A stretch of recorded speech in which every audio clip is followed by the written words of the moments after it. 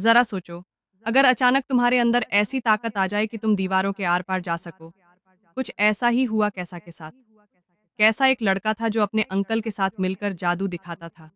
वह अपने दोस्त के साथ किराए के एक छोटे से कमरे में रहता था, लेकिन उसकी मकान मालकिन बार बार किराया देने के लिए कहती थी। उसके अंकल भी उस पर गुस्सा करते थे क्योंकि वह जादू सही से नहीं कर पाता था। कुल मिलाकर उसकी जिंदगी ठीक नहीं चल रही थी। एक दिन एक शो के बाद उसने एक खूबसूरत रिपोर्टर एलिसिया को देखा। वह उसे देखते ही मंत्रमुग्ध हो गया, लेकिन उसके अंकल ने उसे डांटकर बाहर निकाल दिया। बाद में एलिसिया ने पार्क में कैसा से मुलाकात की और उसके जादू के बारे में बातें करने लगी, क्योंकि वह जादू पर एक आर्टिकल लिख रही थी। एक दिन जब वह अपने बॉयफ्रेंड के साथ कैसा का शो देखने आई, तो कैसा को बहुत बुरा लगा। उसे किसी और के साथ देखकर उसका दिल टूट गया। उसका ध्यान जादू पर नहीं रहा और पूरा शो बर्बाद हो गया। फिर उसके अंकल ने एक नया जादू दिखाने के लिए एक लड़की को स्टेज पर बुलाया, लेकिन ऐन वक्त पर उसका बॉयफ्रेंड स्टेज पर आ गया। उसे देखते ही कैसा का गुस्सा बढ़ गया। वह गुस्से में आकर असली में उसे काटने ही वाला था कि उसके अंकल ने सही वक्त पर संभाल लिया। इस गलती के बाद उसके अंकल ने उसे नौकरी से निकाल दिया। लेकिन कैसा का मानना था कि अगर हम गोल पोस्ट के सामने खड़े हों, तो क्या बॉल को किक नहीं मारना चाहिए। कैसा को कोई फर्क नहीं पड़ता था कि एलिसिया का बॉयफ्रेंड है या नहीं। उसे तो बस किसी भी तरह उसे पटाना था। उसे लगता था कि अगर वह अमीर और हैंडसम होता तो एलिसिया उसकी हो जाती, लेकिन उसकी किस्मत ऐसी नहीं थी। फिर उसने चोरी छिपे एलिसिया और उसके बॉयफ्रेंड का पीछा किया, लेकिन उनके घर में बहुत सख्त सिक्योरिटी थी। निराश होकर कैसा नीचे बैठकर सिगरेट पीने लगा। तभी अचानक एक भिखारी आया और अपनी जली हुई सिगरेट से उसकी सिगरेट जला दी। फिर उस भिखारी ने कैसा से $20 उधार मांगे और बदले में वादा किया कि वह उसकी कोई भी इच्छा पूरी कर देगा। कैसा पहले से ही बहुत परेशान था, इसलिए उसे इस भिखारी की बातों पर कोई ध्यान नहीं दिया। फिर भी उसने $20 दे दिए, लेकिन जैसे ही उसने पैसे दिए, भिखारी अचानक गायब हो गया। यह देखकर कैसा चौंक गया। वह खड़ा हुआ और जैसे ही दरवाजे के पास गया, अचानक बिना किसी रुकावट के दरवाजे के पार चला गया। अगली सुबह उसके अंकल ने उसे फ़ोन किया और वापस काम पर बुला लिया, क्योंकि वे अकेले शो को संभाल नहीं पा रहे थे। कैसा को यह समझ नहीं आ रहा था कि वह इतनी गहरी नींद में कैसे था। उसे इस बात का भी एहसास नहीं हुआ कि उसके पैरों के पास ढेर सारे डॉलर पड़े थे और वह बिना दरवाज़ा खोले आर पार जा रहा था। तभी उसे खबर मिली कि एक बैंक में चोरी हो गई है, लेकिन वहां किसी के घुसने का कोई सुराग नहीं मिला था। अब कैसा को याद आने लगा कि पिछली रात उसके साथ क्या हुआ था। उसे लगा कि यह सब एक सपना है। सच पता लगाने के लिए उसने अपने सिर पर एक ईंट दे मारी। कैसा को अब समझ आ गया था कि उसे दीवारों और दरवाज़ों के आर-पार जाने की सुपर पावर मिल गई है। एक दिन गलती से वह एक बच्चे के कमरे में पहुंच गया, जो बहुत बीमार था। बच्चे ने कहा कि वह अंतरिक्ष में जाना चाहता है और यह भी जानना चाहता था कि कैसा उसके कमरे में आया कैसे। लेकिन कैसा के दिमाग में बस एलिसिया ही थी। अब उसने अपनी शक्तियों का इस्तेमाल करके हवा में उड़ने का फैसला किया। कुछ लोग म्यूजिक बना रहे थे, तो कुछ आत्माओं से बात करने की कोशिश कर रहे थे। उसने उनसे एलिसिया का पता पूछा और फिर दीवार के आर-पार चला गया। यह देखकर उनमें से एक आदमी तो डर के मारे बेहोश ही हो गया। इसके बाद कैसा एलिसिया के घर पहुंचा। वहां उसकी अपने बॉयफ्रेंड से किसी बात पर बहस हो रही थी। कैसा ने बाहर से अजीब-अजीब आवाज़ें निकालकर उन्हें डराने की कोशिश की। लेकिन जब इससे कुछ नहीं हुआ, तो वह एक पेंटिंग के अंदर घुस गया और अचानक बाहर आकर एलिसिया के बॉयफ्रेंड को पूरी तरह डरा दिया। फिर कैसा को याद आया कि उसने अपनी शक्तियों का इस्तेमाल करके बैंक से बहुत सारे पैसे निकाल लिए थे। अब उसकी ज़िंदगी पूरी तरह बदल चुकी थी। उसने एक महंगी ऑडी कार खरीद ली और ऐश की ज़िंदगी जीने लगा। एक दिन जब वह अपनी नई कार में घूम रहा था, तो एक पुलिस वाले ने उसे रोक लिया। लेकिन कैसा ने अपनी शक्तियों का इस्तेमाल किया और पुलिस वाले के जूते दूर फेंक दिए, जिससे वह चौंक गया। कैसा यह मौका देखकर वहां से भाग निकला। शाम को बैंक वाले उसके घर तक पहुंच गए, क्योंकि वह खुद ही बैंक में अपने नाम और पते वाले कागज छोड़ आया था। वे उसे पकड़ने आए थे। इसी बीच उसकी मकान मालकिन भी वहां आ गई। कैसा का दोस्त उसे समझाने लगा कि घर बहुत पुराना हो चुका है और गैस पाइपलाइन कमज़ोर हो गई है। लेकिन मकान मालकिन किसी की सुनने को तैयार नहीं थी। जैसे ही उसने गैस चलाई, पूरे घर में जबरदस्त धमाका हो गया। अगर कैसा ने अपनी शक्तियों का सही समय पर इस्तेमाल करके सबको नहीं बचाया होता, तो सब जलकर खाक हो जाते। इसके बाद कैसा और उसका दोस्त एक बड़े आलीशान घर में रहने लगे। अब उसकी जिंदगी पहले से बहुत अलग थी। अब कैसा के लिए लड़कियों से मिलकर जिंदगी के मजे लेने का समय आ गया था।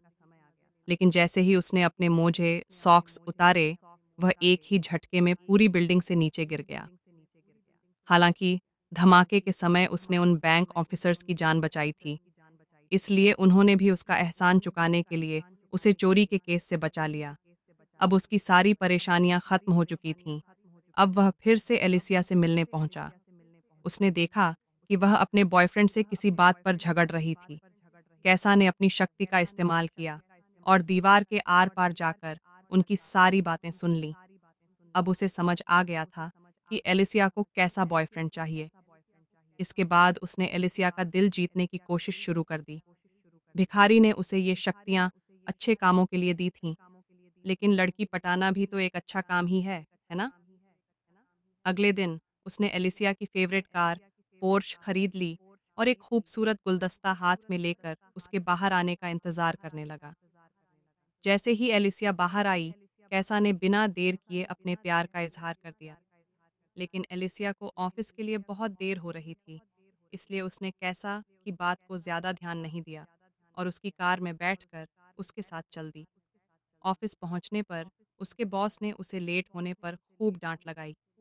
ये सब कैसा देख रहा था, लेकिन जैसे ही बॉस की नज़र कैसा पर पड़ी, वह डर के मारे अपने घुटनों पर बैठ गया। कैसा की वजह से एलिसिया को एक इंटरनेशनल लेवल की न्यूज़ कवर करने का मौका भी मिल गया। एलिसिया ने कैसा को $200 देकर जल्दी वहां पहुंचने को कहा। वह तो मीडिया पास दिखाकर अंदर चली गई, लेकिन कैसा को सिक्योरिटी वालों ने कैसा को पकड़ लिया, लेकिन उसे भला कौन रोक सकता था। उसने अपनी शक्तियों का इस्तेमाल किया और दीवार के आर पार चला गया। अब वह अंदर जाकर एलिसिया का पीछा करने लगा।